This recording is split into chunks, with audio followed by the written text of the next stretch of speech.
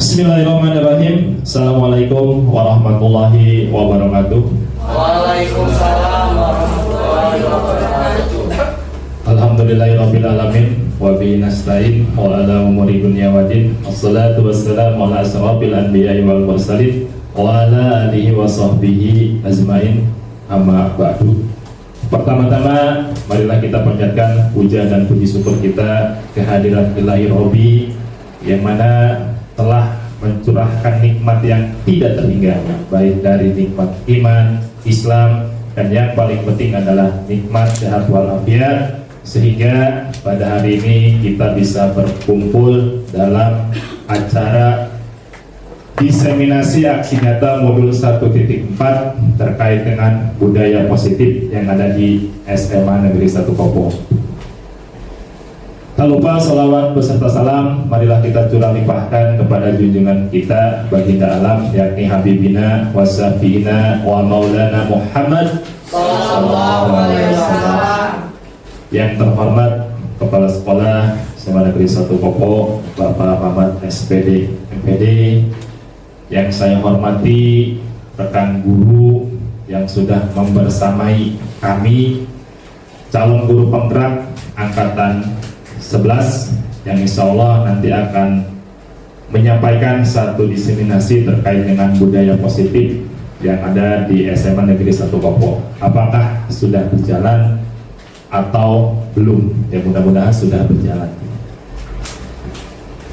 Saya akan menyampaikan satu susunan acara yang akan kita lalui bersama. Yang pertama pembukaan, yang kedua sambutan, yang ketiga penyampaian materi, yang keempat tanya jawab, dan yang kelima penutup.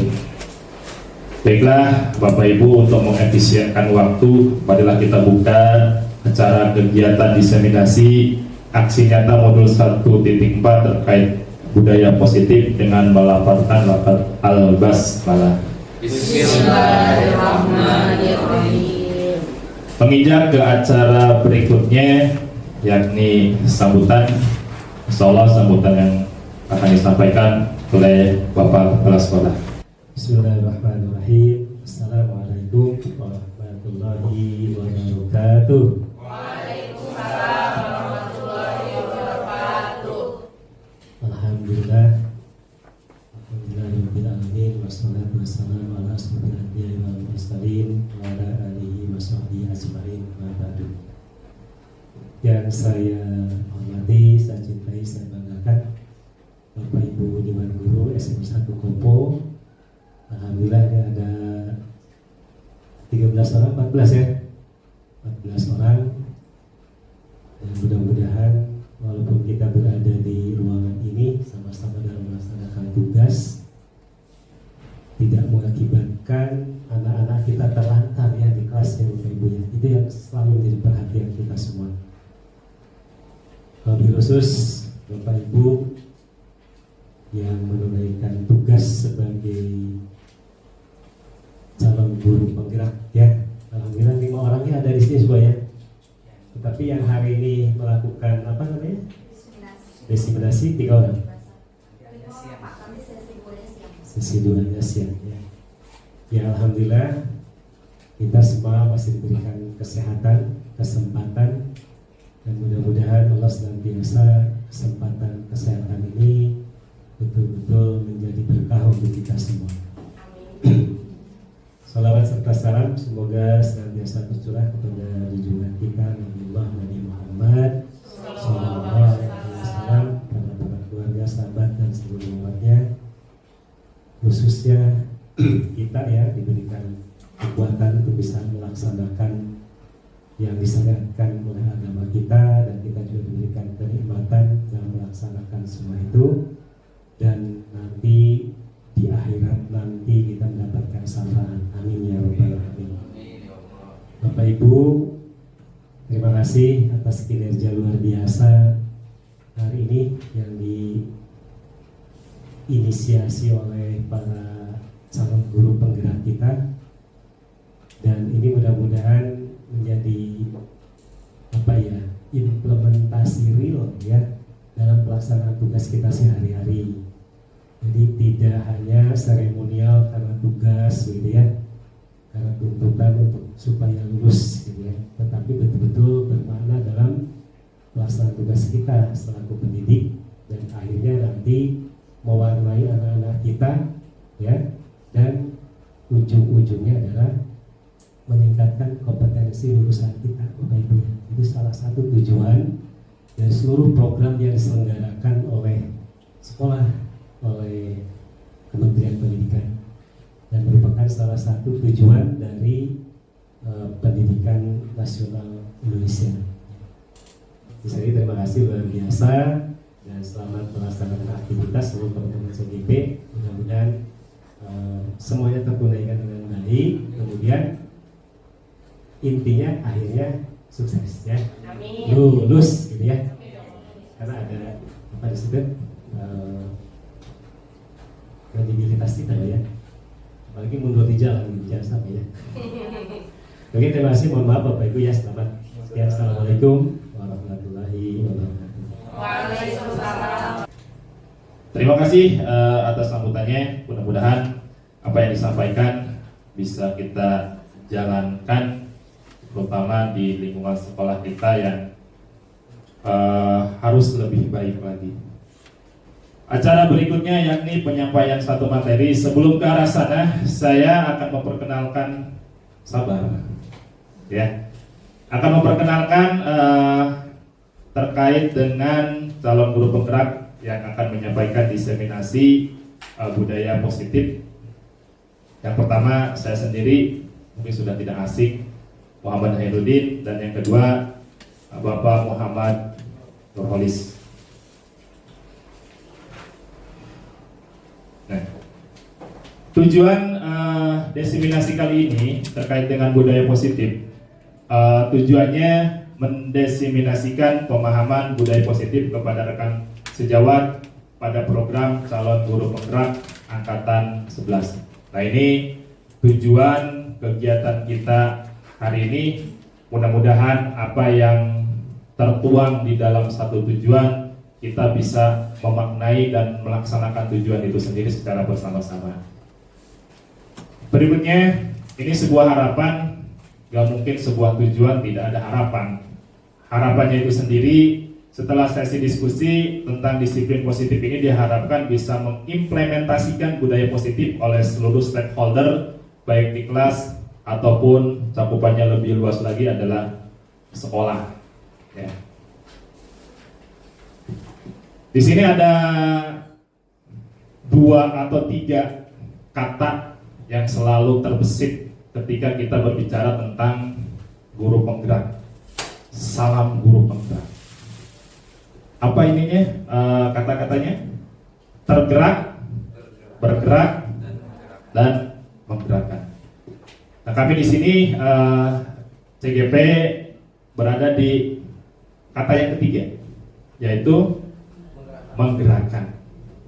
Mudah-mudahan di motonya guru penggerak ini, kita nih selaku TGP bisa konsisten mengimplementasikan terkait dengan apa yang sudah kita pelajari selama hampir 2 bulan ya, selama 2 bulan, dan itu konsisten dilakukan di sekolah dan bisa berbagi praktik baik kepada rekan-rekan guru semua.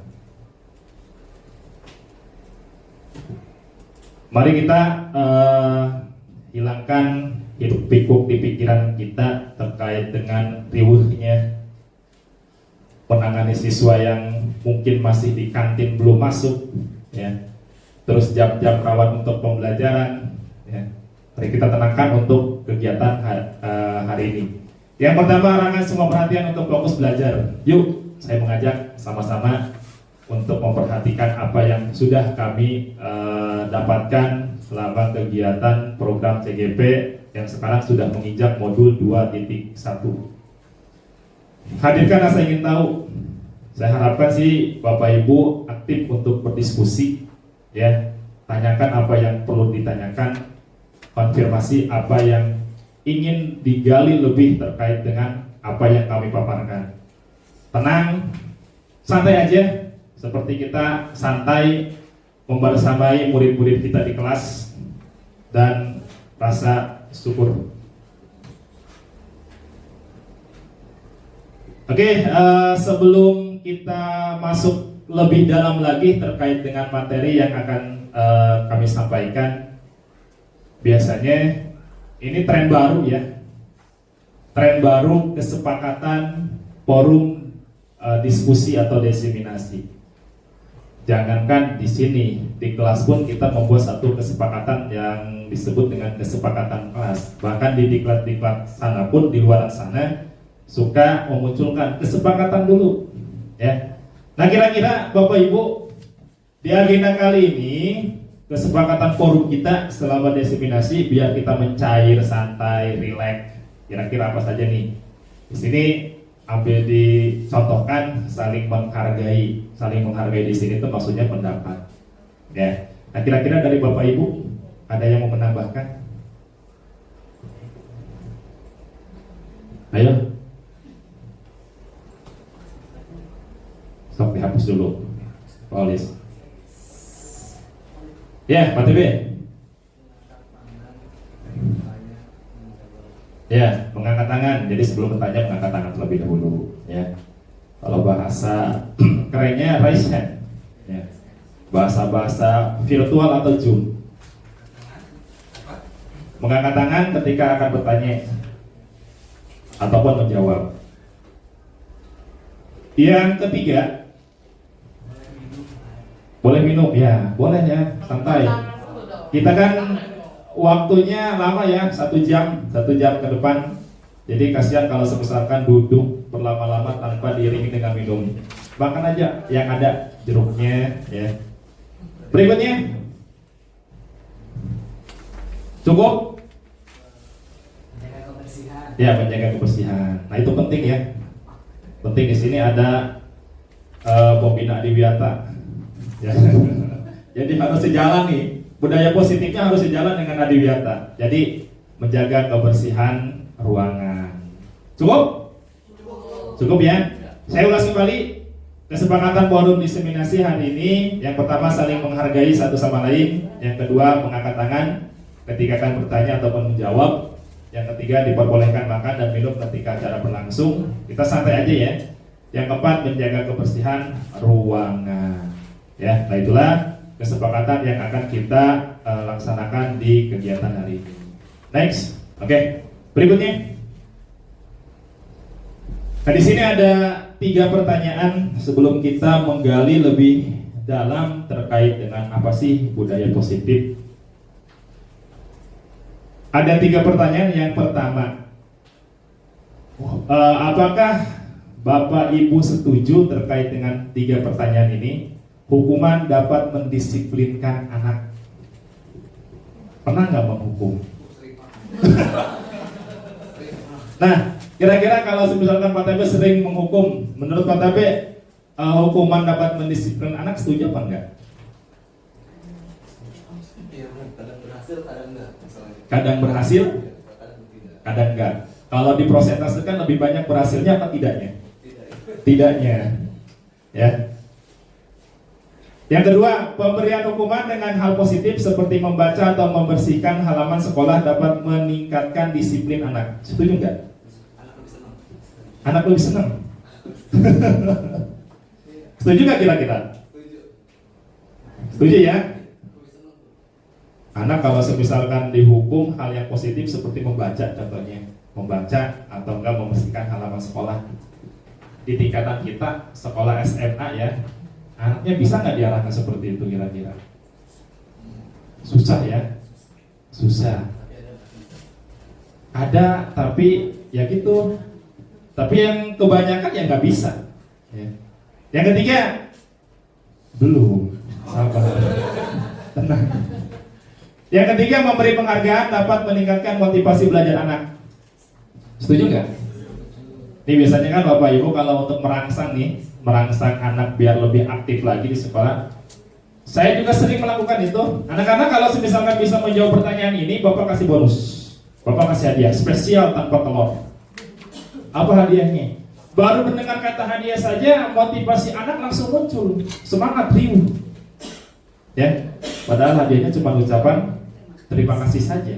Karena bentuk hadiah itu bukan hanya berbentuk barang, ucapan terima kasih pun atau kata-kata yang membangkitkan semangat pun itu bagian dari hadiah gitu ya. Nah ini 3 pertanyaan yang nanti ada kaitannya yang akan kita gali terkait dengan disiplin budaya disiplin yang ada di sekolah. Berikutnya. Nah, ini pengertian dari budaya positif itu sendiri. Budaya positif merupakan perwujudan dari nilai-nilai atau keyakinan universal yang diterapkan di sekolah. Sebenarnya budaya positif ini bisa kita beranjak dari kelas dulu, yang ruang lingkupnya kecil aja dulu. Contoh kecilnya apa? Membuat satu keyakinan kelas. Seperti apa sih untuk menertibkan anak minimal di kelas sebelum ke ruang lingkupnya yang lebih besar, yakni sekolah. Seperti itu. Terus budaya positif diawali dengan perubahan paradigma tentang teori kontrol. Teori kontrol yang seperti apa? Nanti kita bahas di pembahasan yang lebih dalam lagi. Nah, selama ini barangkali kita sebagai guru merasa berkewajiban mengontrol perilaku siswa agar memiliki perilaku sesuai yang guru harapkan. Nah, ini kalau misalkan pernyataannya seperti ini, berdasarkan pemikiran KHD, kodrat alamnya ini rasanya tidak terpenuhi. Kalau kita berbicara tentang kodrat alam, siswa itu kan memiliki karakternya, kemampuannya berbeda sejak dia lahir. Tinggal bagaimana kita seorang guru menebalkan itu. Gitu. Jadi jangan sampai kita punya paradigma siswa ya gimana saya. Jangan.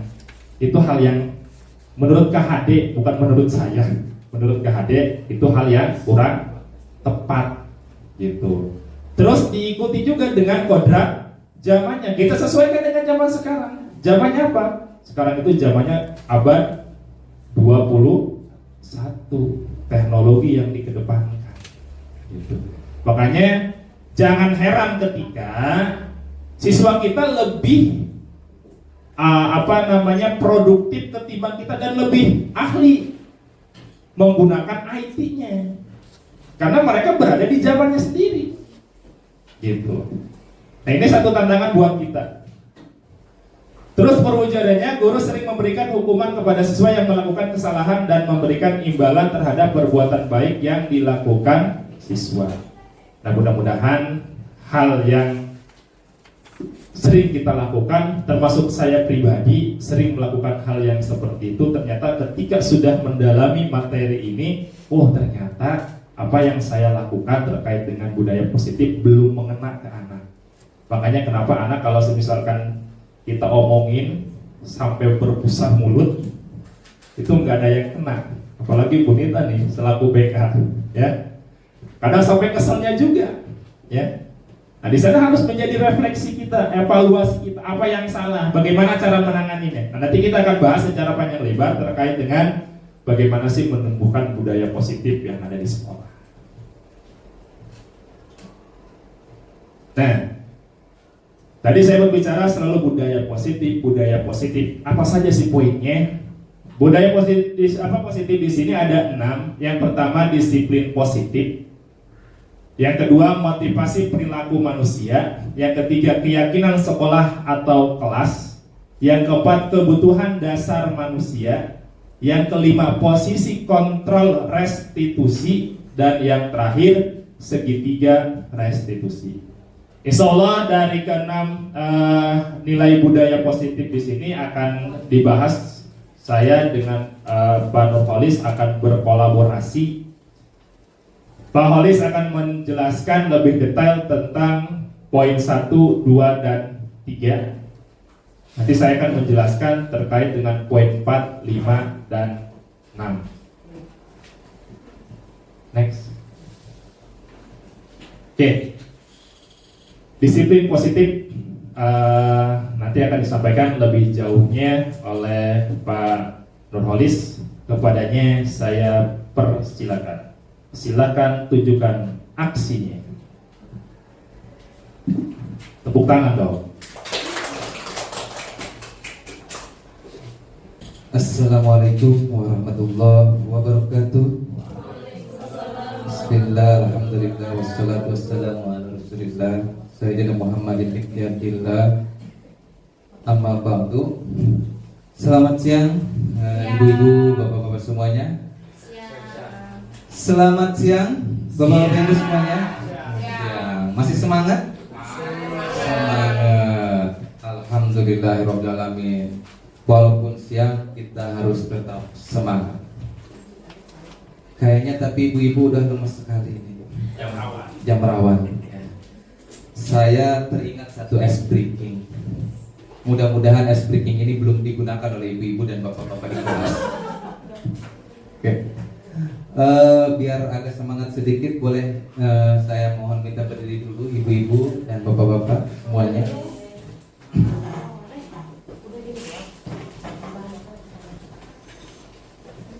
Saya mempunyai kata atau sebuah nyanyian terinspirasi dari rekan saya yang luar biasa, Pak Hair. Ini dulu waktu itu pramuka, namanya Marina Menari di Atas Menara.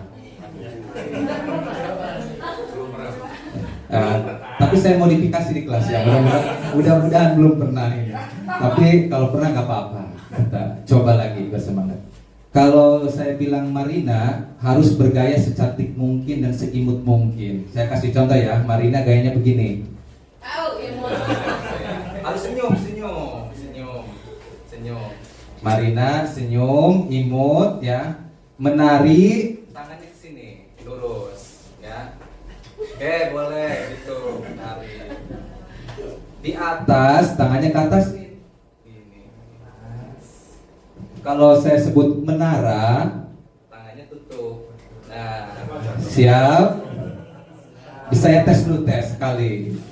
Marina menari di atas menara. Bisa? Bisa. Oke, tes. 1, 2, 3. Marina menari di atas menara, di atas menara, Marina menari. Tepuk tangan buat kita, terima kasih. Luar biasa ibu-ibu dan bapak-bapak kita ini ya. Kalau ice breaking semangat pokoknya ya. Sebelumnya saya ucapkan terima kasih kepada rekan saya yang luar biasa, Pak Muhammad Herudin 2M ya, Muhammad Herudin, Muhammadul Holis. Kami selalu kompak ya. Kali ini kami akan melakukan diseminasi atau menyampaikan apa yang kami peroleh dari pendidikan guru penggerak yang kami ikuti. Di antaranya kami sudah selama 2 bulan ini sudah mempelajari beberapa materi atau pembelajaran yang kami lalui atau modul-modul yang sudah kami lalui atau pelajari. Di antaranya modul 1 ya sudah beres alhamdulillah. Modul 1 itu terdiri dari 4 submodul, di antaranya modul 1.1, 1.2, 1.3 dan 1.4, di mana itu semuanya adalah perwujudan dari tagline dari guru penggerak, yaitu bergerak, tergerak, bergerak, dan menggerakkan. Nah, salah satu itu kita bisa wujudkan diantaranya dengan menggerakkan ini, yaitu dengan mendiseminasi, yaitu materi dari budaya positif. Tadi setelah disinggung oleh Pak HR, ada untuk menjalankan budaya positif di sekolah kita. Setidaknya kita harus memahami atau mempraktekkan yaitu ada 6 materi tentang budaya positif. Di antaranya yang pertama yaitu disiplin positif, motivasi perilaku manusia, keyakinan sekolah atau kelas, kebutuhan dasar manusia, posisi kontrol, dan restitusi, dan segitiga restitusi. Kita bahas satu-satu ya. Yang pertama disiplin positif. Untuk mewujudkan budaya positif, tentunya kita harus mengenal apa itu disiplin positif dan bagaimana penerapannya di sekolah kita. Yang pertama disiplin positif. Disiplin positif itu dari bahasa Latin ya. Kita kan mengenalnya tadinya kan disiplin itu apa sih Ibu? Disiplin itu Bapak-bapak? Bubai apa kira-kira ya positif disiplin ya? Tepat waktu, cakep. Pak Suun, apa kira-kira ya?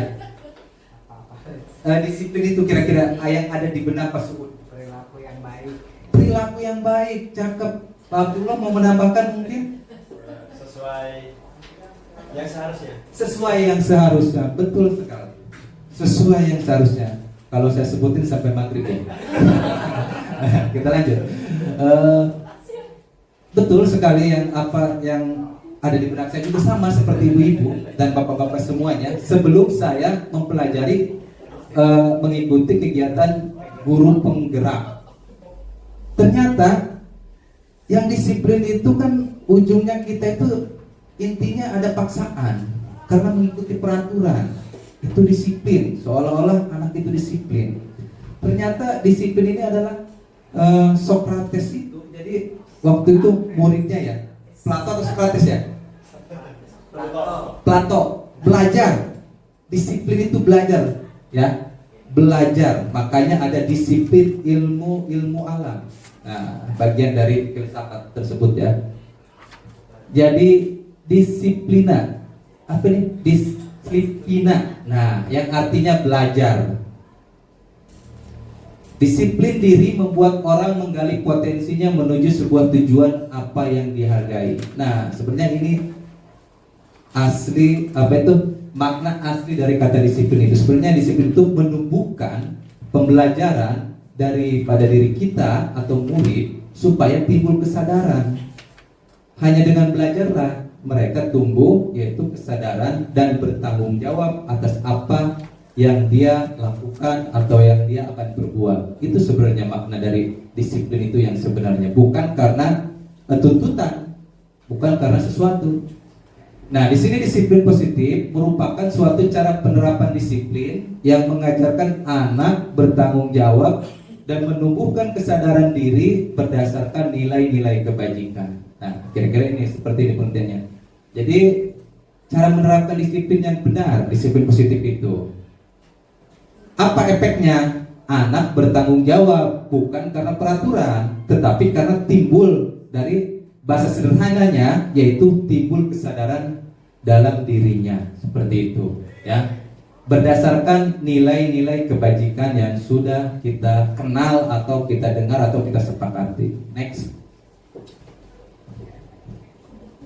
Disiplin positif lebih ke arah disiplin diri yang dapat mengontrol diri dalam melakukan segala tindakan. Nah, disiplin positif yang di sini yaitu dapat mengontrol diri. Jadi timbulnya dari mana? Kira-kira ibu-ibu bapak-bapak kalau disiplin diri itu timbulnya dari mana? Dari diri sendiri. Nah, ya. Dari diri sendiri, bukan dari eksternal, ya, bukan dari luar. Nah, itulah yang dimaksud arah tujuan disiplin positif itu, yaitu disiplin yang tumbuh dari diri sendiri atau dari diri siswa, bukan karena dipaksa. Next. Kemudian nilai-nilai kebajikan. Nah, ini kita tadi disiplin positif. Sekarang nilai-nilai kebajikan. Nilai-nilai kebajikan itu apa sih? Jadi nilai-nilai positif manusia. Contoh, bohong nilainya baik apa benar, Bu? Baik apa buruk? Mohon maaf, Bapak Ibu. Buruk ya. Tepat waktu kira-kira baik ya. Sepakat kan? Sepakat itu biasanya ya.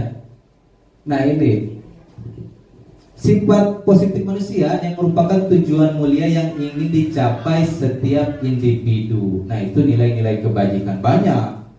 Ada menurut teori-teori yang lain ada 6 kalau tidak salah ya yang kita pelajari di modul 1.4. Di antaranya seperti kejujuran, kesehatan, seperti itu. Itu adalah merupakan nilai-nilai kebajikan. Nilai-nilai tersebut bersifat universal dan lintas bahasa, suku, bangsa, agama maupun latar belakang. Jadi yang namanya nilai kebajikan itu dari agama pun sama.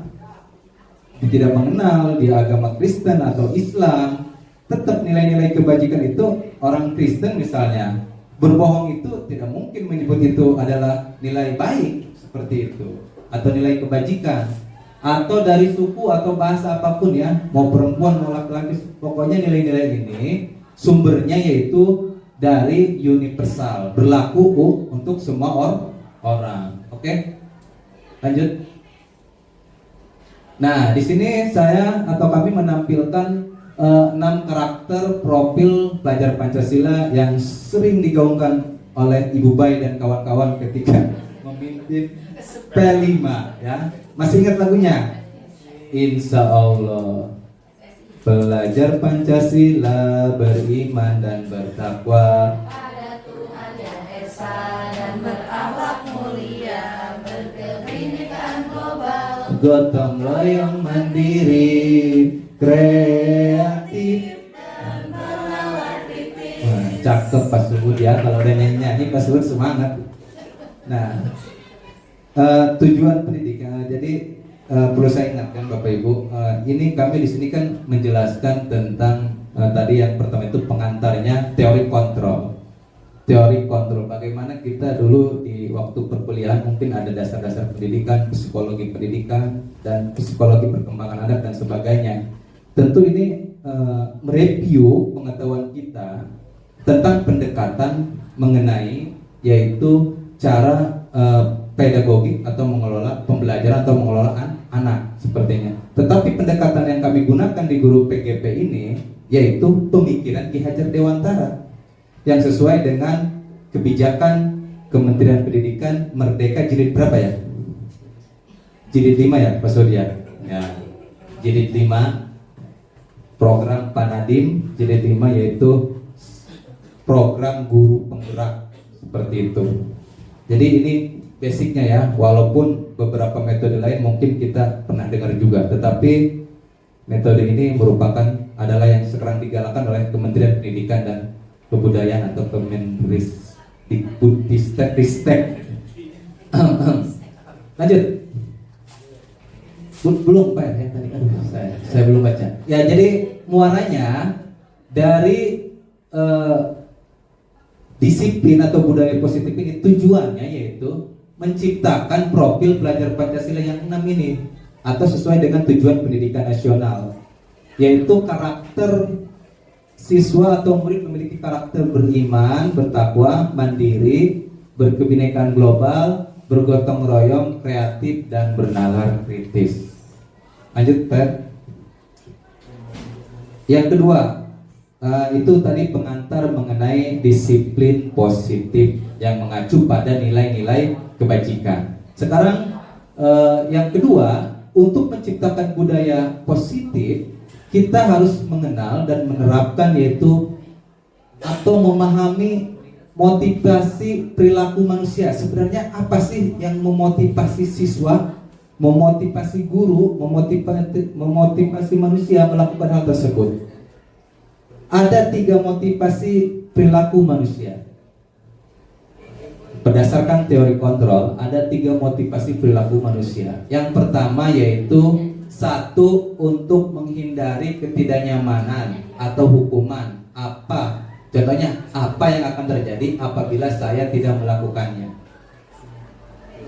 Bapak-bapak, ibu-ibu, kira-kira kita melakukan segala sesuatu, ingat ya, setiap yang kita lakukan manusia itu pasti ada motivasinya, ada tujuannya. Bapak ibu datang ke sekolah pagi-pagi, apa motivasinya?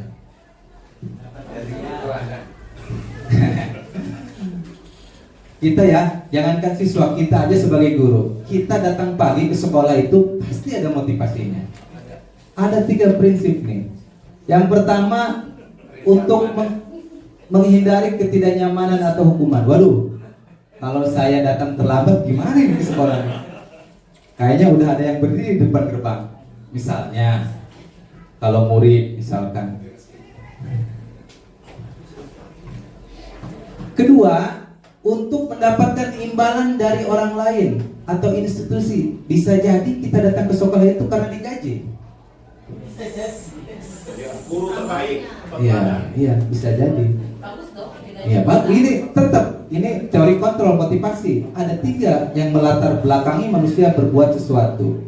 Nah, kenapa saya berdiri di sini? Tentu ada motivasinya. Ya, seperti itu. Kenapa siswa bolos sekolah? Ada motivasinya. Kenapa siswa belajar dengan tekun? Ada motivasinya. Yang ketiga, untuk menghargai diri sendiri. Saya akan menjadi seorang seperti apa bila saya melakukan ini. Kalau saya seperti ini, saya akan menjadi seorang seperti apa? Misalkan, saya datang pagi ke sekolah ini, kenapa saya melakukan seperti itu? Gitu. Apakah ada murid yang menunggu saya? Ya. Apakah karena kewajiban? Nah, itu motivasi. Ternyata Bapak Ibu, dari ketiga ini ada 2 motivasi yang timbul dari eksternal yang dilakukan oleh manusia itu, baik manusia, guru ataupun siswa. Yang pertama, yang pernyataan nomor 1 itu disebut motivasi eksternal. Jangan-jangan kita atau murid melakukan sesuatu itu karena ada motivasi eksternal. Pasti ada motivasi eksternal. Maksudnya, dari ketiga motivasi ini yang diharapkan yaitu supaya timbul motivasi internal atau apa maksud intrinsik ya? Intrinsik. Nah, motivasi intrinsik dari dalam diri sendiri. Nah, inilah yang disebut tujuan disiplin positif. Jadi, siswa ke sekolah itu atau siswa mengerjakan tugas itu bukan karena pingin nilainya gede, bukan karena takut dihukum, tetapi menyadari bahwa dirinya sendiri adalah sebagai manusia, kemudian merupakan kewajiban dia harus belajar mengembangkan dirinya. Seperti itu. Itu yang perlu kita tanamkan, kesadaran kepada diri siswa. Itulah yang disebut dengan motivasi yang diharapkan. Jadi supaya timbul atau tumbuh motivasi intrinsik dari dalam diri siswa. Oke, next. Oke, hukuman dan disiplin. Nah, penerapannya ke hukuman dan disiplin nih. Kita kan pingin ini mendisiplinkan murid ya, supaya timbul motivasi intrinsiknya. Coba kita telah dulu nih. Antara hukuman dan disiplin perbedaannya. Hukuman itu yang pertama bersifat tiba-tiba atau tidak terencana. Siswa tidak tahu apa yang akan terjadi dan tidak dilibatkan. Nah, itu hukuman. Kalau disiplin dalam bentuk sanksi atau konsekuensi sudah terencana atau sudah dibahas dan disepakati sebelumnya oleh guru dan siswa. Nah, jadi kalau siswa melanggar atau istilahnya ada keyakinan sekolah atau keyakinan kelas yang dia tidak ikuti, ya, biasanya kan guru ada yang memberikan hukuman atau kita mungkin memberikan hukuman. Jadi kita harus bisa membedakan mana hukuman dan mana disiplin. Kemudian apakah kita pernah melakukannya? Mungkin sering, ya.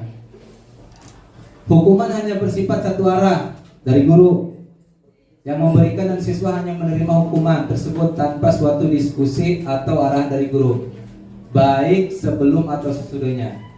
Hukuman berupa fisik maupun verbal akan membuat siswa tersakiti.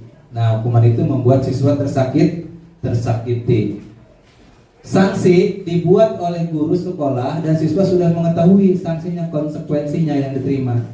Tetapi sanksi konsekuensi tetap membuat siswa merasa tidak nyaman dalam jangka waktu pendek. Nah, itulah perbedaan hukuman dan disiplin.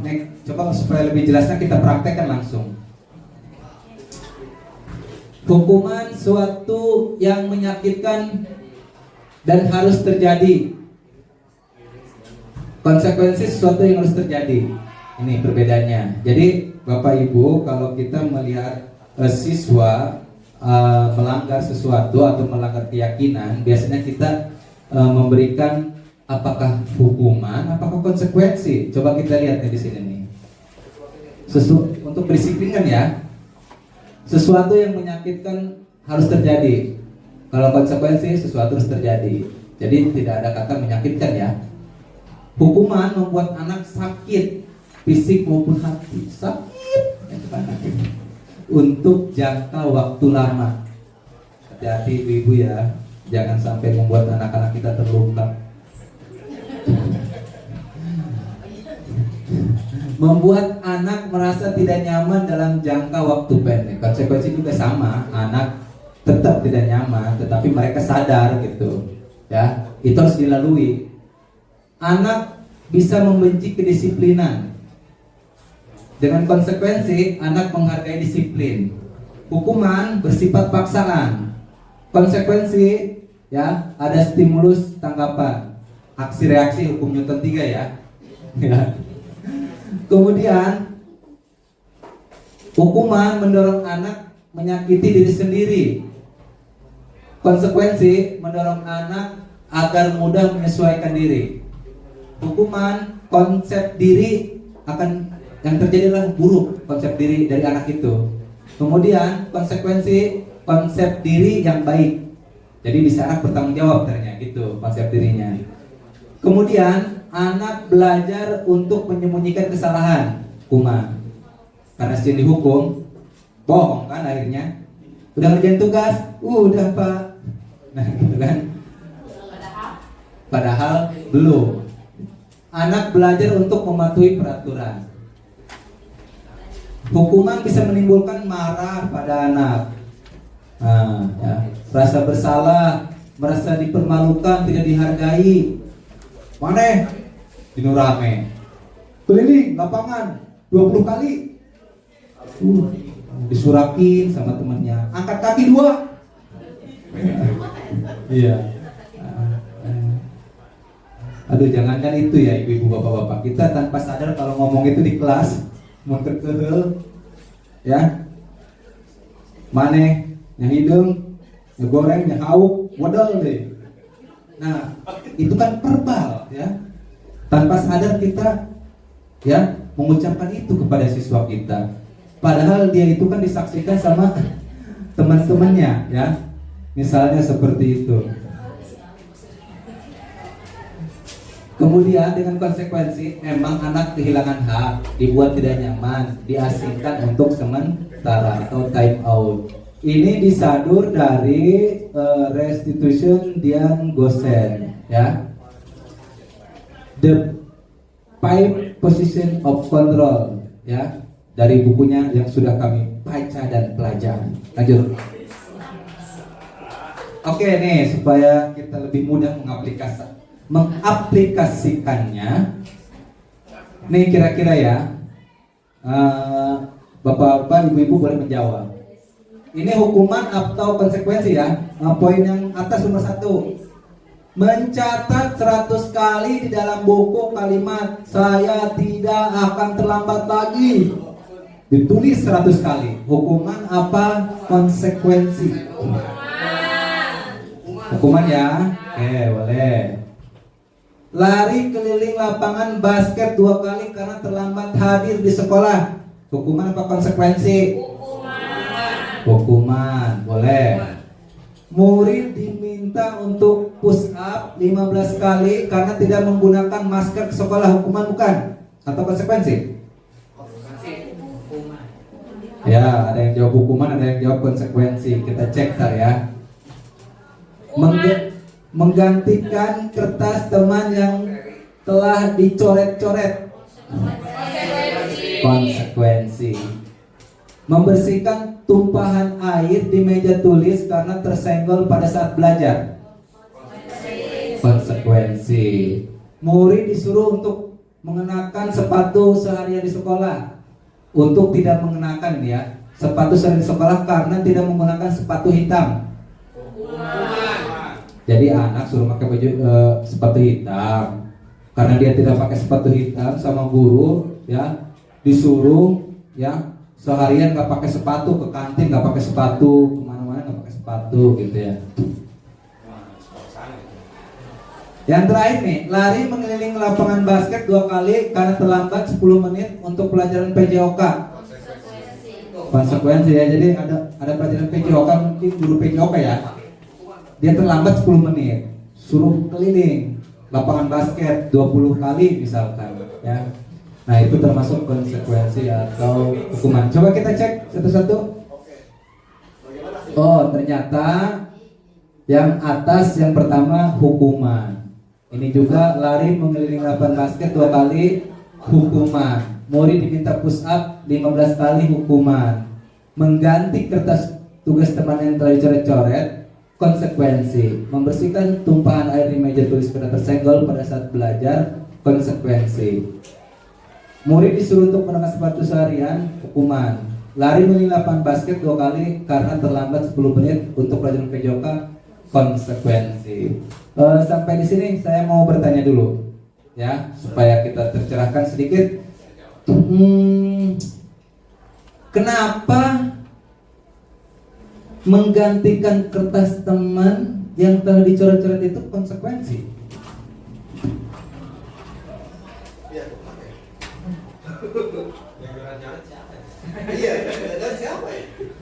Jadi ada siswa mungkin mencoret-coret kertas temannya, ya. Kemudian yang mencoret-coret itu suruh mengganti. Kenapa disebut konsekuensi? Tindakannya pahalih. Ya, tindakannya itu berkaitan dengan perilaku itu. Oke, terima kasih Pak Sud. Dari jawab Pak Sud bagus sekali karena ya konsekuensi dari tindakannya itu ya. Jadi tindakannya, jadi kalau dia cocok gitu ya, kalau dia mencoret-coret kertas temannya maka harus diganti lagi kertas yang baru. Itu konsekuensinya. Kemudian nih, membersihkan tumpahan air di meja tulis karena tersenggol pada saat belajar konsekuensi. Kenapa?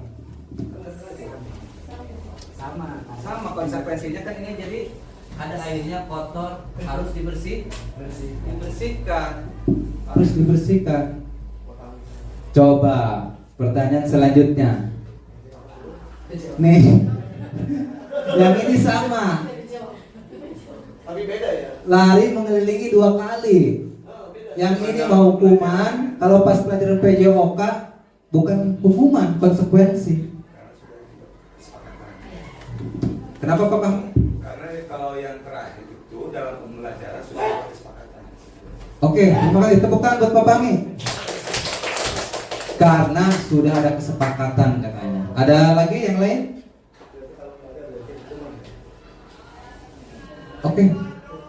Bagus sekali Pak Bangi ya. Jadi betul sekali. Selain kesepakatan dengan guru PJOK-nya, Tindakannya itu berhubungan sama pelajaran. betul sekali. Karena tindakan lari 2 kali ini berefek positif, bermanfaat terhadap pelajaran PJOK. Kalau ini mah buju-buju kita lari aja. Jadi kenapa guru PJOK apa itu terlambat itu suruh anak itu berkeliling? Karena untuk pemanasan, dia ketinggalan pemanasan. Sedangkan pemanasan itu merupakan aspek penting dari pelajaran PJOK kali ya, Bapak ya. Ya, seperti itu. Jadi kira-kira setelah ini kita bisa membedakan mana hukuman dan mana konsekuensi. Jadi kita usahakan kepada siswa itu mengajarkan tanggung jawab bahwa segala sesuatu tindakan kita itu berdasarkan konsekuensi, tidak boleh berdasarkan menghukum. Oke, next.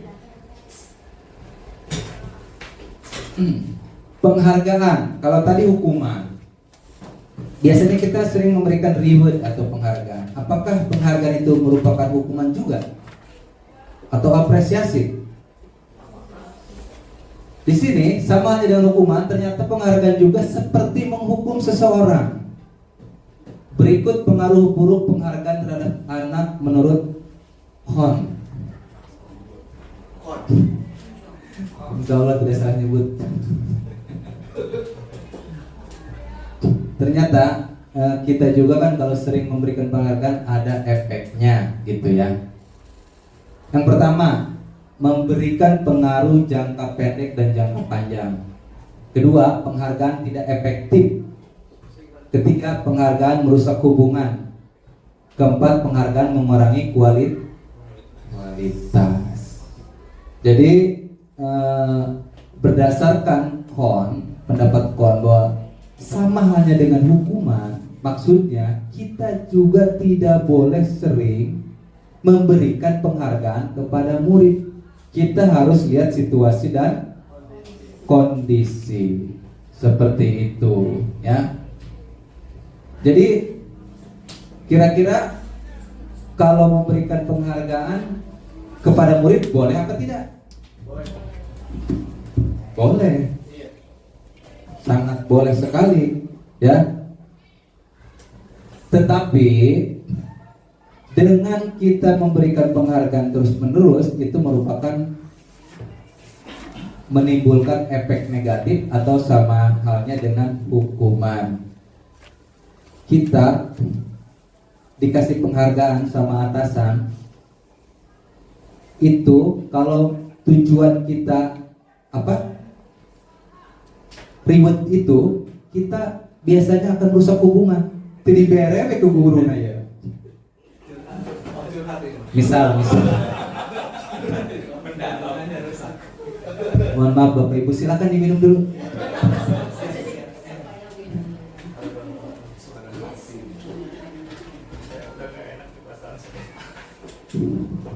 Maksud saya, jadi ketika kita ke siswa, biasanya siswa yang bisa menjawab ini, ibu kasih permen. Saya bu. Yang bisa ini ibu ini atau anak kita ya, paling susah anak kita. Ceng, neng, lama bisa iya ke bapak dibalik ke dia. Nah semangat, besok deh, besoknya lagi, nagih lagi, seperti itu. Nah sehingga timbul ketergantungan, sehingga menurunkan kualitas baik kreatif maupun merusak hubungan. Nah ini dalam artian memberikan penghargaan yang sering, bukan penghargaan atau itu sebagai apresiasi. Oke Ibu, Bapak Ibu semuanya, cukup sekian dari saya. Ada rekan saya yang luar biasa satu lagi untuk mengulas 3 materi selanjutnya. Untuk yang terhormat kepada Pak Hair dipersilakan.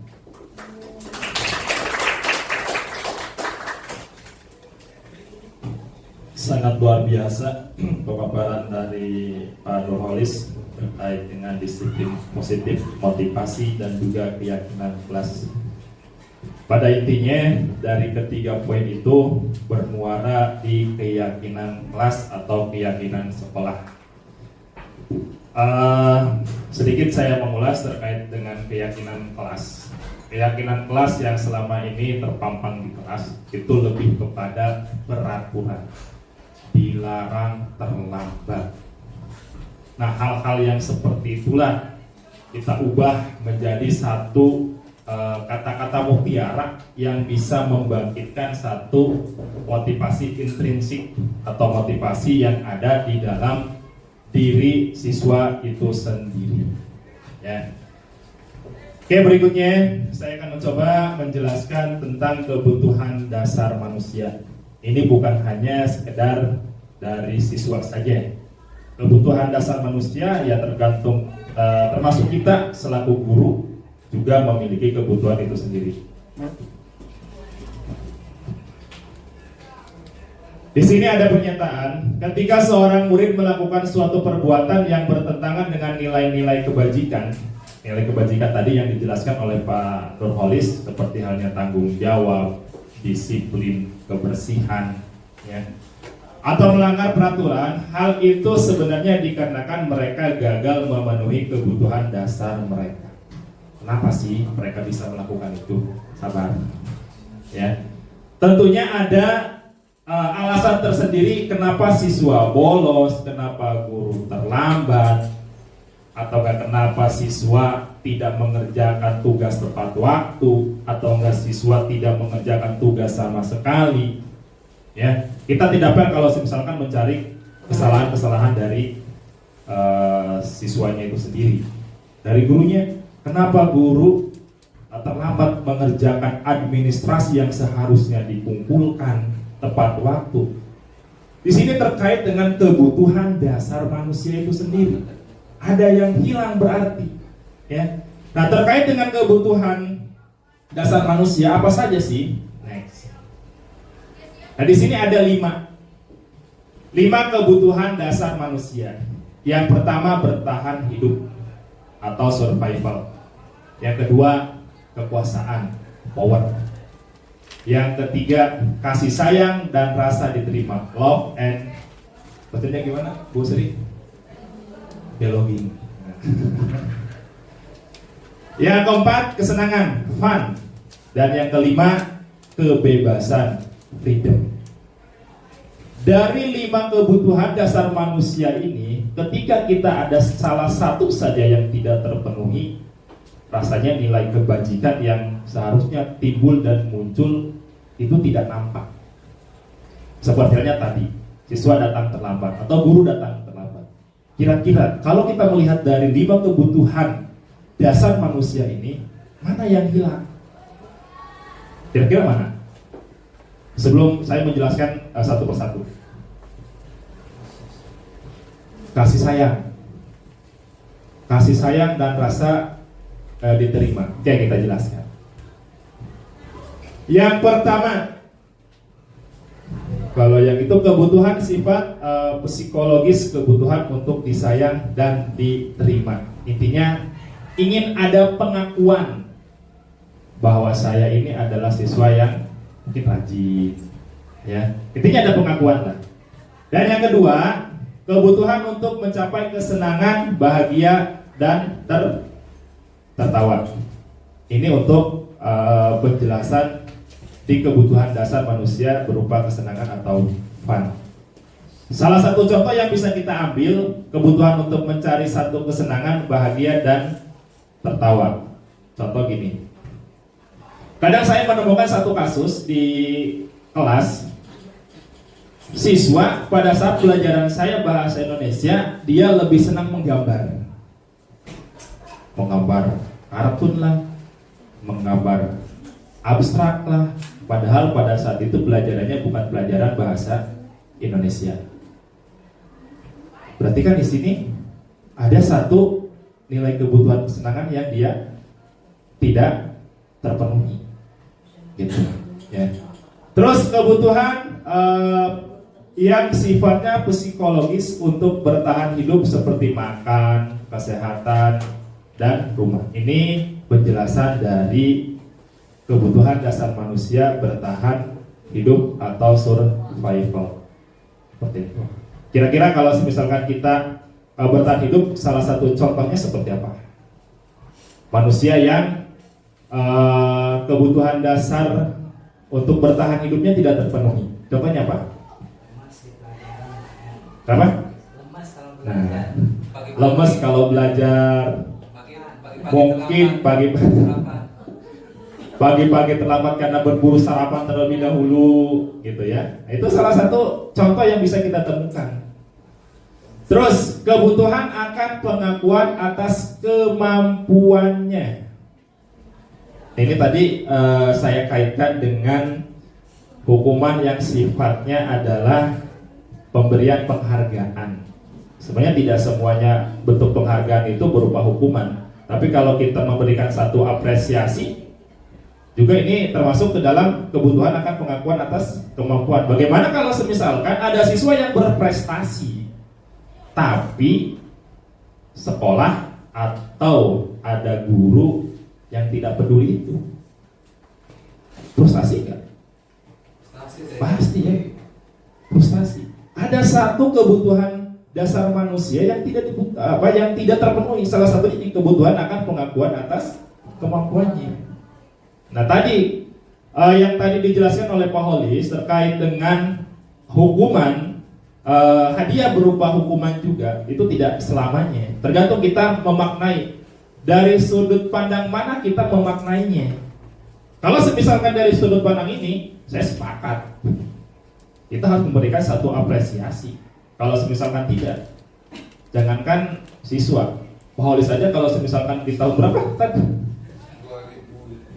2020. 2023 ya, tidak mendapatkan pengakuan itu, rasanya wah saya kecewa gitu ya. Tapi karena beliau mendapatkan rencana itu sampai sekarang pun masih dibangga-banggakan, sangat luar biasa gitu, dan belum tergeserkan. Itu kan salah satu pengakuan loh ya.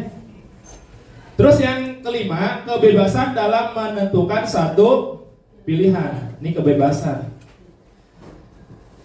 Kita sebelum pembelajaran ada yang disebut dengan asesmen diagnostik untuk menentukan siswa ini gaya belajarnya seperti apa. Kalau misalkan kita tidak melakukan hal yang seperti itu, anak senang belajarnya menyimak saja atau menggambar saja. Tapi kita memaksakan tidak untuk itu, berarti satu kebutuhan dasar dari siswa itu sendiri tidak terpenuhi. Yang ada apa? Tadi kecewa lagi, malas lagi belajarnya gitu-gitu lagi. Saya senangnya menggambar pelajaran seni budaya, malah suruh nyanyi-nyanyi. Nah itu tidak balance akhirnya. Ya, next. Nah di sini ada beberapa pernyataan, ya kita sharing saja menurut Bapak Ibu terkait dengan 5 dasar kebutuhan manusia. Ini termasuk kemana? Pernyataan yang pertama, ibu guru bilang, aku tidak boleh bersenandung sewaktu mengerjakan tugas. Katanya kelas harus tenang, tidak ada suara, padahal kan aku suka dan senang bernyanyi. Nah kira-kira kalau kita kaitkan dengan kebutuhan tersebut, kebutuhan apa yang hilang? Fun ya. Kira-kira Bapak Ibu pernah nggak melakukan hal yang seperti itu? Pernah. Saya juga pernah. Ya. Nah ini paradigma ini yang harus kita ubah dari sekarang. Ya. Nah kesenangan. Ya. Ini kebutuhannya kebutuhan kesenangan. Yang tadi saya bilang, anak senangnya menggambar pada saat seni budaya, suruhnya nyanyi. Ya. Anak itu sendiri pasti akan merasa dalam dirinya, udahlah malas buat belajar seni budaya, nyanyi aja sedangkan saya nggak bisa. Gitu. Next. Pernyataan kedua, ibu guru tidak menyapaku hari ini, padahal aku pakai jepit rambut baru. Nah kira-kira kebutuhan apa di sana? Ayo. Kira-kira kebutuhan apa? Penguasaan, pengakuan. Coba kita cek. Penguasaan. Ya. Berarti anak ingin juga ada perhatian dari kita. Ya, kalau kita melihat dari sekelumit kasus yang ditampilkan di sini, anak juga ingin ada satu pengakuan dari kita. Entah itu pengakuan hal yang kecil ataupun hal yang besar, tetap kita harus yang namanya mengapresiasi. Gitu. Berikutnya. Pernyataan ketiga, ibu kejar aku karena ibu guru sayang aku. Ibu kejar, kalau Pak Holes ini selalu mendatangi murid impiannya karena senang sama murid impian. Nah kira-kira ini kebutuhan dasar manusia apa? Ini lebih kepada kasih sayang. Kita cek. Nah, cinta dan kasih sayang. Ya. Berikutnya. Nah ini pernyataan berikutnya. Aku bosan. Masa belajarnya cuma gitu-gitu aja, dengerin ibu guru aja. Nah ini lebih kepada pembelajaran konvensional. Sekarang kalau kita belajar yang sifatnya hanya sumbernya dari guru saja, ketinggalan. Ya, berarti pemikiran KHD terkait dengan kodrat zamannya itu tidak nampak. Kalau misalkan tadi gaya belajarnya hanya sifatnya konvensional, sama Bapak Ibu bukan berarti saya mengikuti kegiatan ini saya sempurna, enggak. Saya masih belajar, ya, masih belajar untuk memanfaatkan sarana prasarana yang ada yang sesuai dengan kodrat zaman siswa.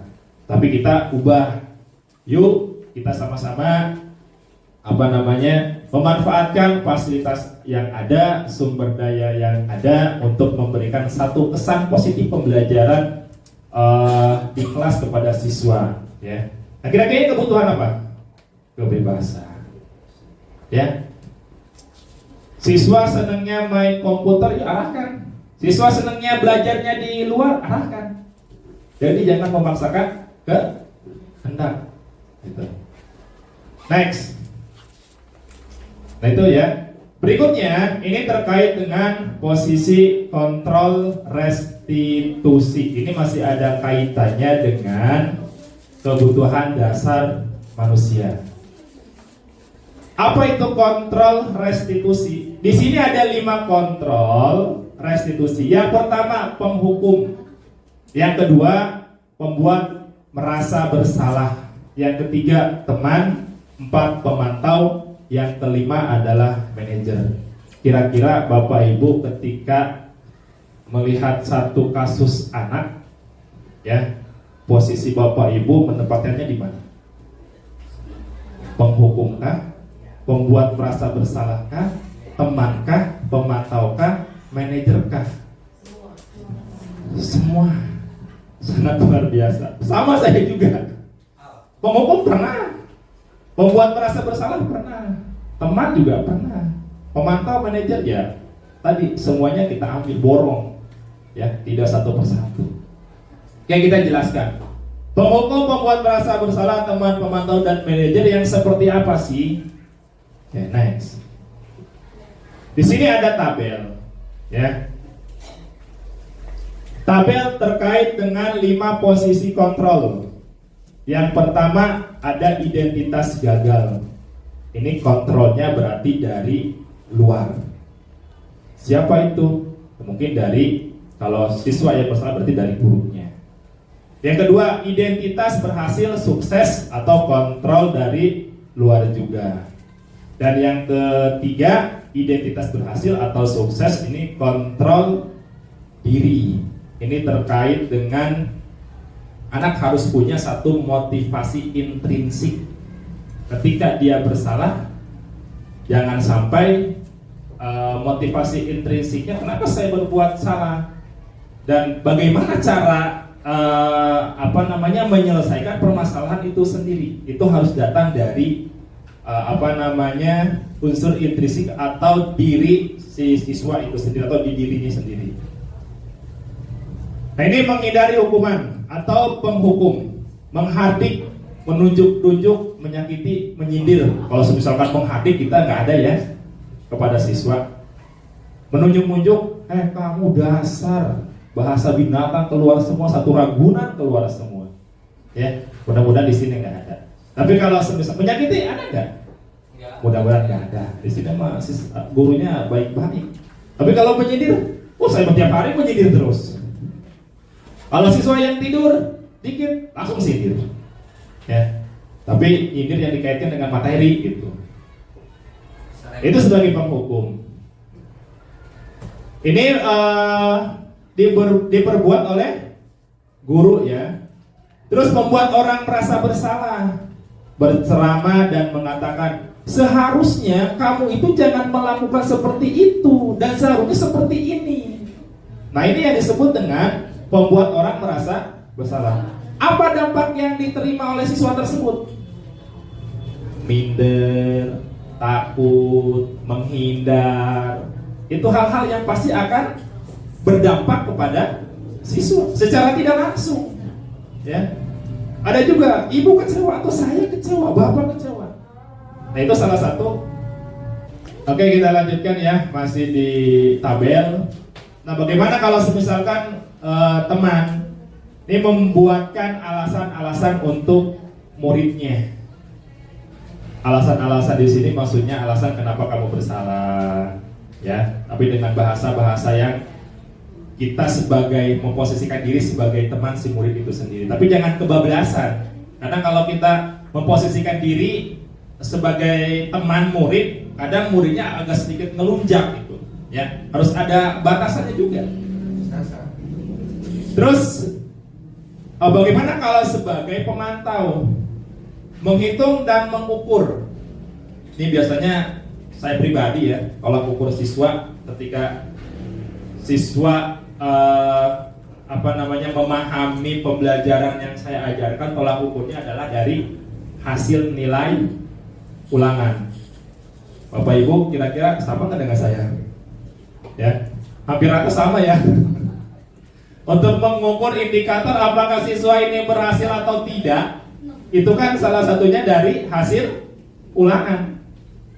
Baik itu ulangan harian ataupun tugas-tugas yang diberikan oleh kita semua. Nah, ini sebagai pemantau. Terus yang ketiga ini yang paling tinggi, sebagai manajer mengajukan pertanyaan-pertanyaan. Bagaimana caranya? Nanti kita bahas dengan mengedepankan segitiga restitusi. Seperti itu. Apa itu segitiga restitusi? Ya, nanti kita bahas. Ini ya Bapak Ibu bisa dibaca terkait dengan kalimat-kalimat yang ditampilkan sebagai penghukum, membuat orang merasa bersalah, teman, pemantau, dan manajer. Tadi saya contohkan hanya satu baris saja. Ya. Next. Nah ini segitiga restitusi. Segitiga restitusi itu apa sih? Ini dikemukakan oleh Diane Gossen dengan William Glasser. Inilah pencipta dari segitiga restitusi itu sendiri. Kalau belum, sabar. Kalau dua tokoh ini tidak menemukan satu permasalahan terus mencari satu solusinya, kita tidak akan mengenal yang namanya segitiga restitusi. Nah, dua tokoh inilah yang sangat berpengaruh adanya segitiga restitusi. Next. Nah ini, restitusi adalah proses menciptakan kondisi bagi murid untuk memperbaiki kesalahan mereka. Untuk memperbaiki, bukan untuk mencari kesalahan dari siswa itu sendiri, atau kita menghakimi siswa itu sendiri. Agar apa? Muncul satu motivasi diri. Oh iya, ternyata apa yang saya lakukan ini salah, dan itu tidak boleh dilakukan. Pasti akan ada dampak ketika saya melakukan kesalahan tersebut. Ya. Nah Bapak Ibu ketika sudah mengetahui segitiga restitusi ini, jangan sampai nanti ketika ada siswa di kelasnya bermasalah, baik dari kehadirannya atau enggak dari kedisiplinnya, jangan langsung ke BK. Yuk kita sama-sama menangani dengan menerapkan pola segitiga restitusi ini. Nanti kalau misalkan seperti itu, BK nggak ada kerjanya dong? Ada. Kita berkolaborasi, kita bergabung dengan BK. Gitu. Ya.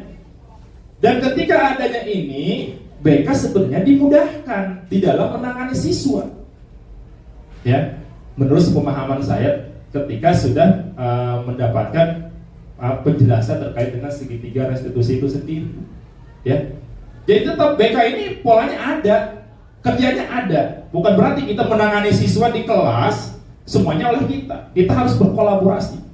Inilah yang harus kita ciptakan yang namanya kolaborasi dengan stakeholder yang ada. Selama ini kita berkolaborasinya, Bu Nita, ini saya punya siswa titipan bermasalah. Selama itu kan kondisinya seperti itu saja. Nah, kita mulai tangani dari kelas dulu oleh wali kelas, gitu. Nah, sehingga mereka bisa kembali pada kelompok mereka dengan karakter yang lebih kuat.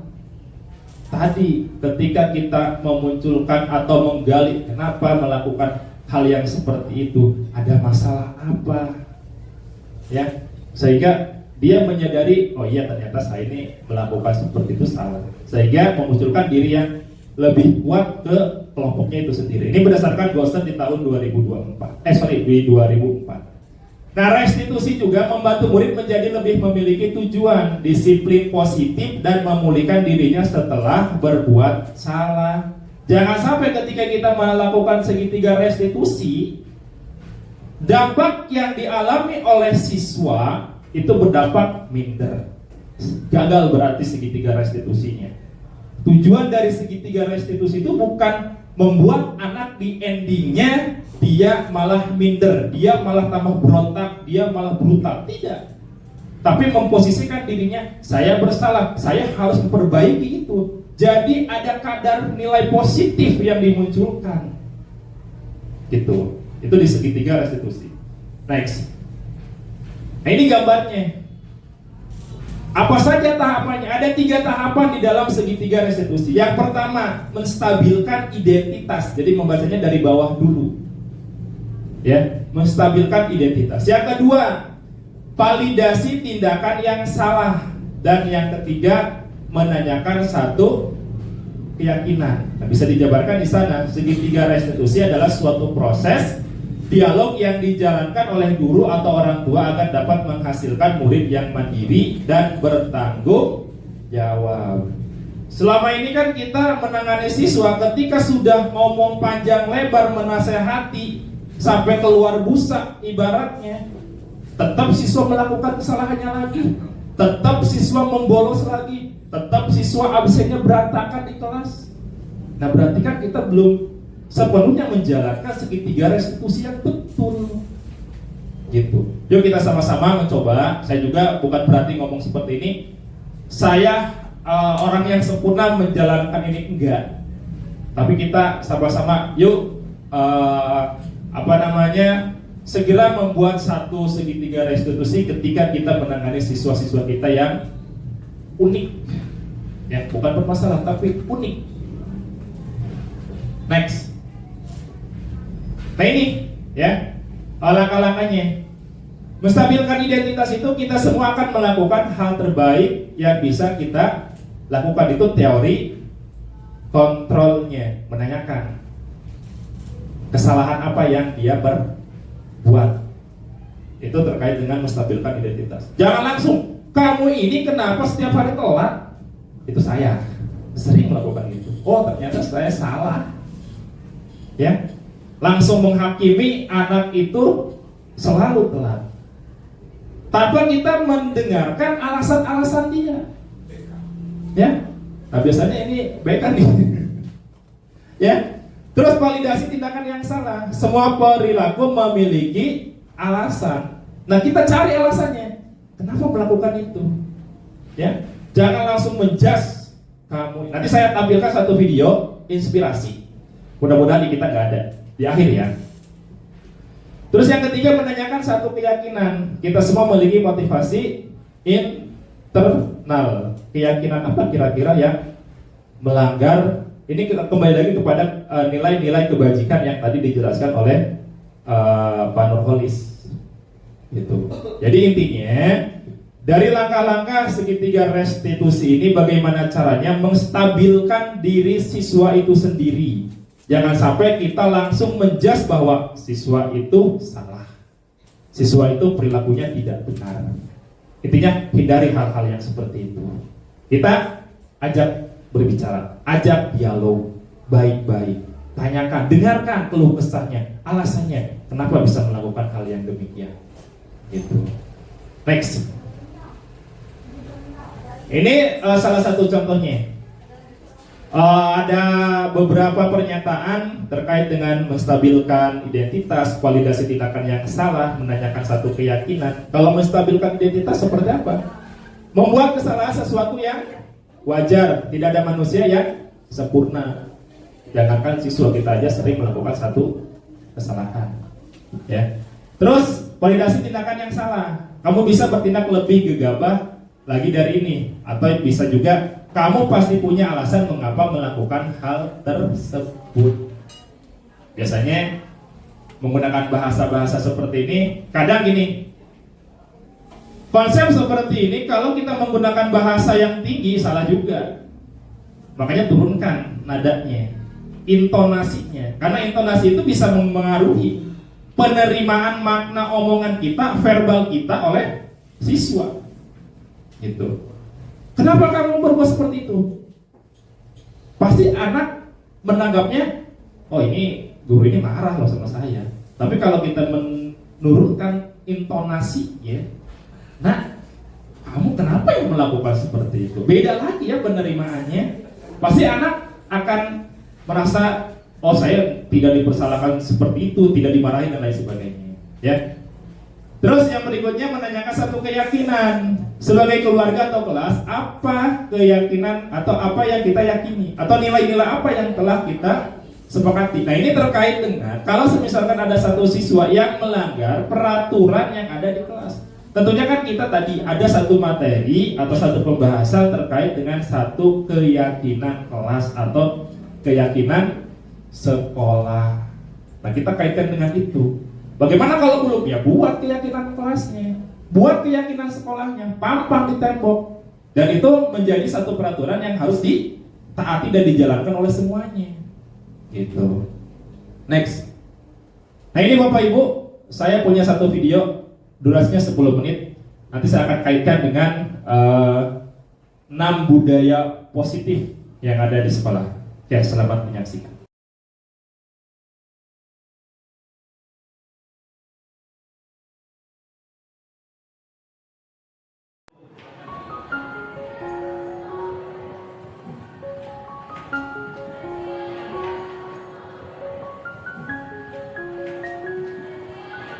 Assalamualaikum, selamat pagi anak-anak.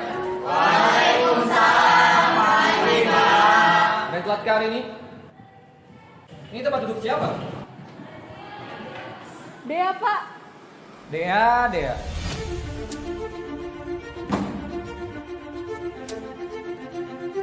Kalian paham kan peraturan yang telah saya terapkan? Sudah berkali-kali saya bilang, jangan ada satupun yang terlambat. Karena kalau ada yang terlambat, kegiatan belajar ini tidak akan kita mulai.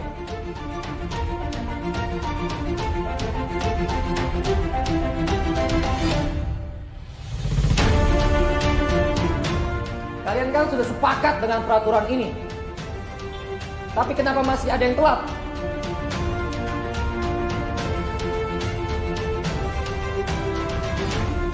Peraturan ini saya terapkan semata-mata agar kalian disiplin, terutama dalam hal waktu. Karena kita semua tahu, masyarakat kita belum bisa menghargai yang namanya waktu. Apa susahnya sih datang lebih awal, supaya kita semua bisa belajar tepat waktu. Mata pelajaran ini adalah mata pelajaran penting dan berpengaruh untuk lulusan kalian.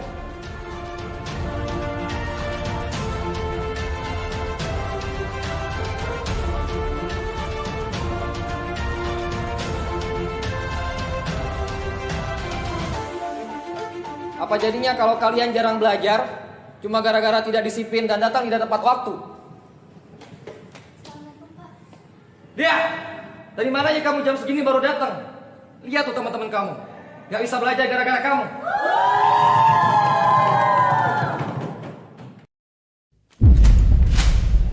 Gara-gara lo datang telat, gue gak bisa belajar. Dasar lu, warga plus 62, susah diajak disiplinnya. Gue gak mau ya masa depan gue suram gara-gara lo sering datang telat. Dea, saya ingatkan ke kamu, jangan ulangi lagi.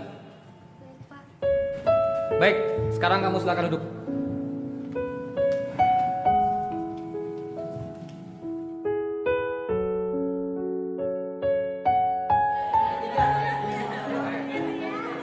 Assalamualaikum, selamat pagi anak-anak.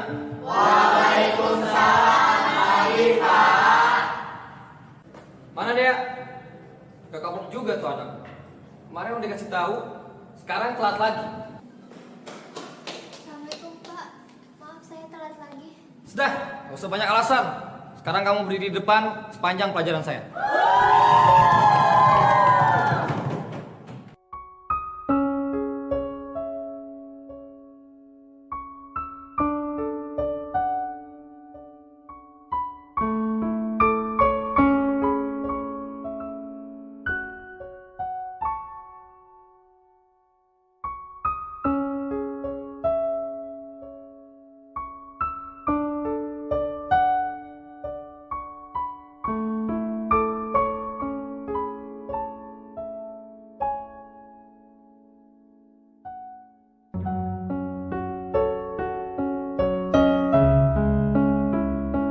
Sudah hampir 1 jam pelajaran Bapak terlewatkan. Dia belum juga datang. Ada yang tahu nggak dia kemana?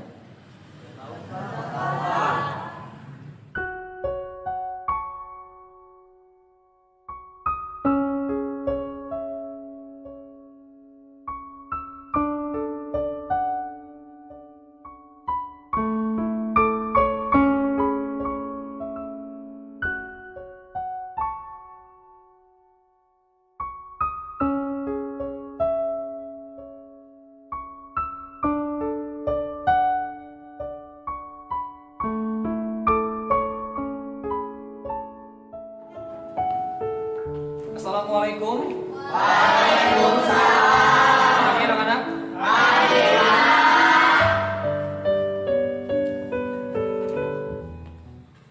Kamu sudah datang? Tumben banget tuh anak udah datang. Dia ke depan. Ada apa-apa? Saya kan nggak telat.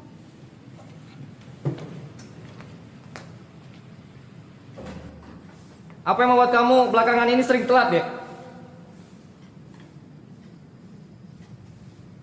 Hari pertama, saya telat. Saya harus bantu ayah saya jualan. Waktu itu, tiba-tiba ayah saya sakit parah. Saya gak tega lihat ayah kesakitan.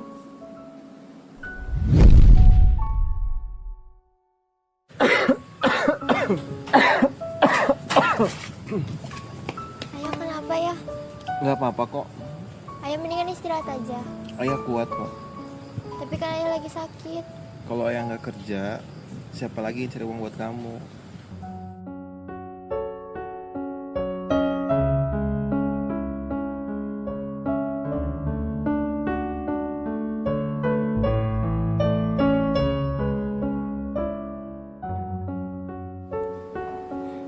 Hari kedua, sakit ayah saya makin parah. Ayah saya masuk rumah sakit.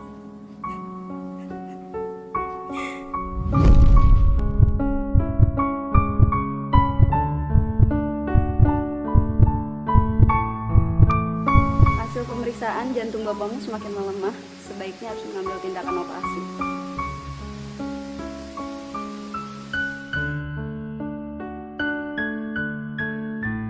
Ayah yang sabar ya. Iya nak. Ayah pasti sembuh. Iya. Dan hari ketiga,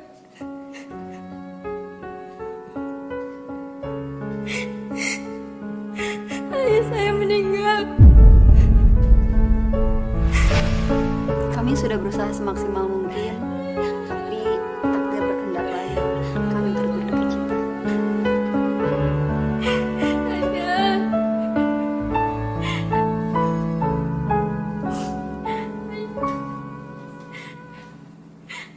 Ayah kenapa ninggalin dia, Ayah? Dia belum sembuh lagi, Ayah. Ayah bangun ya. Ayah.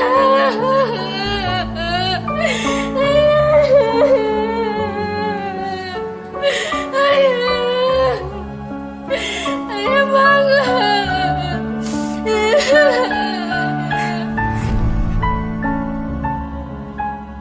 Apa yang mau kalian tanyakan lagi, ha? Ayo maki-maki saya. Ayo lempar benda-benda yang ada kalian pegang.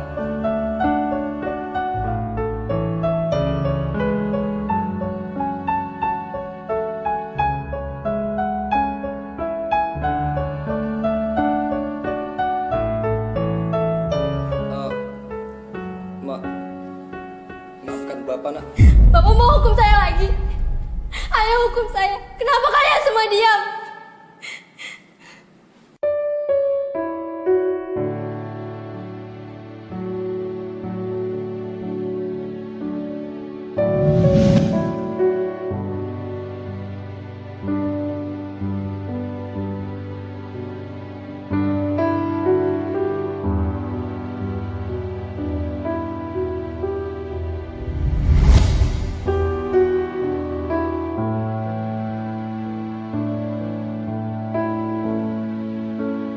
Tetes air mata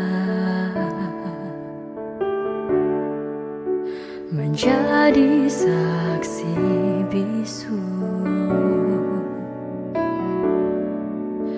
kepergianmu, ayah,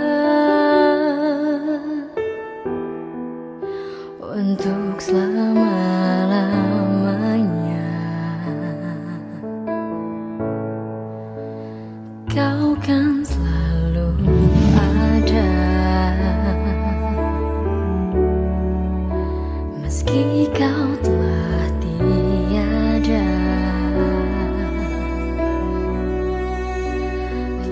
selalu di hati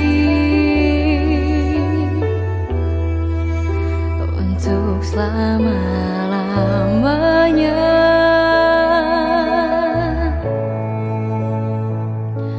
Maafkan aku, ayahku yang belum sempat bahagiakan dirimu menjadi yang terbaik dalam hidupmu, dalam hidupmu.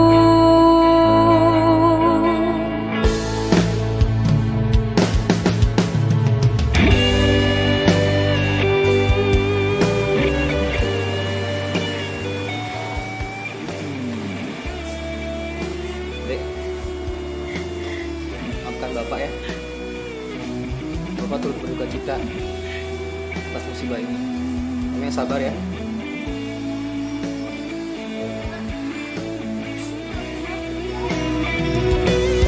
Maafkan aku, ayahku yang belum sempat bahagiakan dirimu. Oke, tadi sepintas terkait dengan video. Kalau semisalkan kita menggunakan segitiga restitusi, rasanya nggak bakalan kejadian seperti ini, betul nggak? Betul. Ya. Terus tadi ada Pak gurunya bilang peraturan yang dibuat oleh saya. Padahal yang namanya keyakinan kelas itu harus disepakati dan dibuat secara bersama-sama. Jangan datang dari satu individu atau guru atau siswa. Tapi selama ini biasanya peraturan itu, keyakinan itu datangnya dari guru. Seperti halnya contoh di tayangan video tadi. Gitu. Ini akan memiliki satu dampak yang negatif pada siswa. Guru memaki-maki di depan temannya sampai menyurati, menghadik dan lain sebagainya. Padahal belum tahu alasannya kenapa. Coba kalau kita menggunakan satu segitiga restitusi, kita berbicara baik-baik, berdialog kenapa. Padahal siswa ini sangat luar biasa. Meskipun orang tuanya sakit, tapi masih ada keinginan untuk datang ke sekolah. Meskipun konsekuensinya adalah telat. Gitu. Sekalipun dimaki-maki, is okay, gak jadi masalah. Padahal dalam dirinya sangat berkecamuk tuh. Ya. Nah kalau kita kaitkan dengan 5 dasar kebutuhan manusia, apa yang hilang di sana? Apa? Kasih sayang, kebutuhan untuk hidup, banyak tuh. Akhirnya kalau misalkan tadi 5 kebutuhan dasar manusia hilang salah satu saja, oleng hidupnya, ya tidak stabil. Nah seperti itu, ya. Terus ini gunanya atau pentingnya kita mengedepankan yang namanya segitiga restitusi. Jangan langsung menyalahkan kamu telah segala macam seperti halnya di tayangan video tadi. Endingnya apa? Endingnya teman-temannya bahkan gurunya merasa bersalah. Biasa minta maafnya di akhir setelah kejadian, setelah melakukan salah baru minta maaf. Maaf mah gampang, ya. Melakukan kesalahan ujung-ujungnya minta maaf, ya. Itulah fenomena plus 62, ya. Oke, itu yang tadi saya bisa sampaikan kepada Bapak Ibu terkait dengan yang pertama posisi kontrol, terus kebutuhan dasar manusia dan juga segitiga restitusi. Nah ini penerapan budaya positif di sekolah yang saya lakukan. Saya hanya sepintas saja, tidak terlalu banyak, ya. Yang pertama, nah di sini seorang guru yang baik harus memiliki kemampuan dalam mewujudkan budaya positif di sekolah. Budaya positif tersebut dapat dijalankan dengan menerapkan konsep-konsep inti yang tadi disampaikan, mulai dari disiplin positif, motivasi perilaku manusia, keyakinan sekolah atau kelas, kebutuhan dasar manusia, posisi kontrol restitusi, dan juga segitiga restitusi. Misalnya kalau kita menerapkan hal yang seperti itu, bukan tidak mungkin kita menjadi satu pribadi guru yang baik, pribadi guru yang diidolakan oleh siswa. Bahkan ketika bel pun, Bapak, Ibu, udah di sini aja. Kata-kata seperti itulah yang jarang muncul, yang jarang kita dengar dari mulut siswa. Bel berbunyi, Pak, Bu, habis.